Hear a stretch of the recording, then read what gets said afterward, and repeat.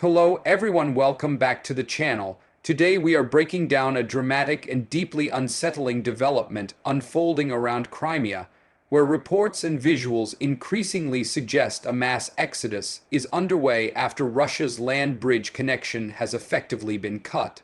What we are witnessing is not just a military or logistical setback, but a human, economic, and psychological shockwave that is rippling across the peninsula and far beyond it.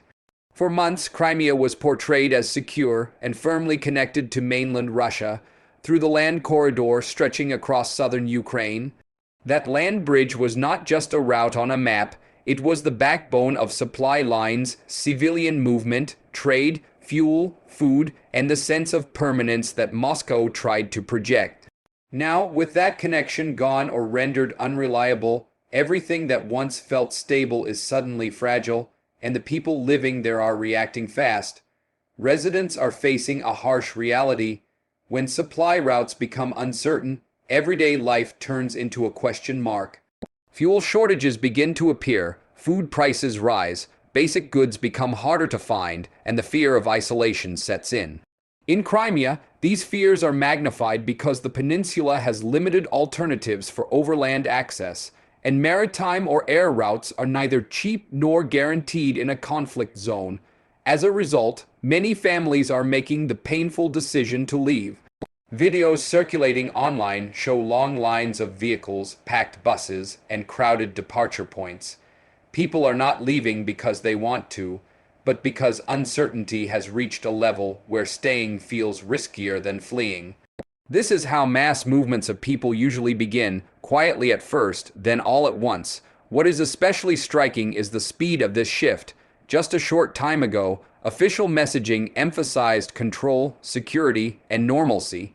Tourist promotions, infrastructure showcases, and confident statements were meant to reassure both locals and audiences back home. But reality on the ground has a way of breaking through narratives, and once people lose confidence, reassurance no longer works. The loss of the land bridge is more than a tactical issue. It represents a collapse of strategic depth. Crimea depends heavily on external supply chains, and when those chains are disrupted, the peninsula becomes vulnerable not only militarily but socially and economically. Shops begin to ration goods, businesses slow down, and workers fear that salaries may stop coming altogether. For civilians, the biggest concern is tomorrow. Will there be enough food next week? Will fuel be available for heating, transportation, or generators? Will banking systems function normally? These questions push people toward a single conclusion: get out while it's still possible. History shows that once this mindset spreads, departures accelerate rapidly. Another critical factor driving the exodus is fear of escalation. When a key connection like the land bridge is cut, people assume that further fighting is inevitable. Even those who tried to stay neutral or adapt now feel caught in the middle of something much larger. Parents worry about their children, elderly residents worry about medical access, and younger people worry about being trapped without options. The psychological impact cannot be overstated. Crimea has lived under layers of tension for years, but the land bridge symbolized reassurance, a physical guarantee that the peninsula was not alone. Its loss has shattered that illusion. Fear spreads faster than facts, and once fear takes hold, it moves people more effectively than any official order. Economically, the situation is just as severe. Crimea's economy relies on imports for many essentials. With land access compromised, transportation costs soar, supply chains break, and businesses face closures. Tourism, once heavily promoted, becomes nearly impossible under these conditions. Empty hotels, closed restaurants, and silent beaches are not just images, they are livelihoods disappearing overnight. For Russia, this mass movement of civilians presents a serious problem. An exodus signals weakness, not strength. It undermines claims of stability and control, and it creates additional burdens elsewhere as displaced people seek housing, jobs, and support. Managing the narrative becomes harder when images of people leaving speak louder than official statements. Internationally, these scenes are being closely watched. Analysts see the exodus as a sign that strategic realities on the ground are shifting. When civilians vote with their feet, it often indicates a deeper understanding of risk than what is being publicly acknowledged.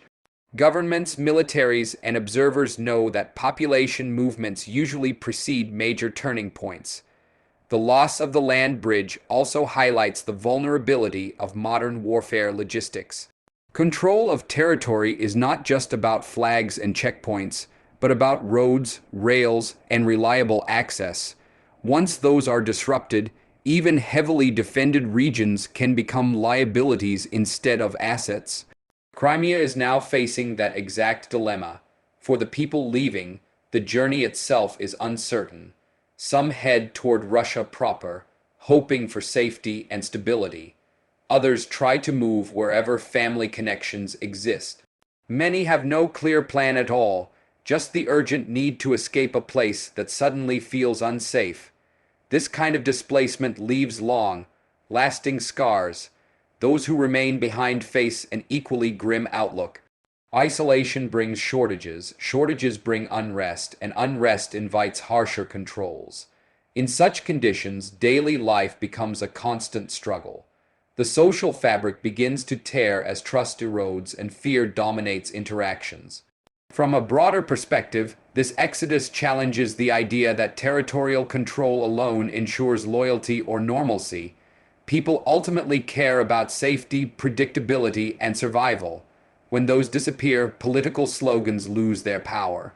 Crimea is now a living example of that truth. There is also a generational aspect to this movement. Younger residents, more mobile and connected, are leaving first. Older generations, tied to homes and memories, hesitate longer but may eventually follow. This demographic shift could permanently alter the peninsula's social structure, even if the conflict ends. The environmental and infrastructure strain is another overlooked consequence. As people leave en masse, utilities, housing, and public services are left in limbo. Maintenance declines, damage goes unrepaired, and decay sets in quickly. Recovering from this kind of disruption can take years, sometimes decades. Meanwhile, the symbolic loss of the land bridge resonates far beyond Crimea. It sends a message about vulnerability, about how quickly circumstances can change. For supporters of the current situation, it is a sobering moment. For critics, it reinforces long-held warnings about overextension and fragile control. Media coverage, despite attempts to limit it, cannot fully hide the reality. Satellite images, social media posts, and first-hand accounts continue to leak out. Each image of a packed car or a crowded bus station adds to the perception that something fundamental has shifted. As winter or harsher seasons approach, the urgency increases. Cold weather magnifies supply problems and makes isolation even more dangerous.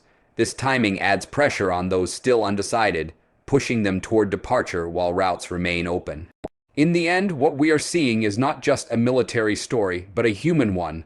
The mass exodus from Crimea reflects fear, uncertainty, and the instinct to protect loved ones at all costs. The loss of the land bridge is the trigger, but the deeper cause is the collapse of confidence. Whether this movement continues or stabilizes will depend on what happens next. If access remains cut and conditions worsen, the exodus will likely grow. If new routes are secured and stability somehow restored, some may return. But history suggests that once people leave under such circumstances, many never come back. For now, Crimea stands at a crossroads, physically isolated and socially shaken. The images of departure are a stark reminder that control on paper does not always translate into security on the ground. As events continue to unfold, one thing is clear. The loss of the land bridge has changed everything, and the human consequences are only just beginning.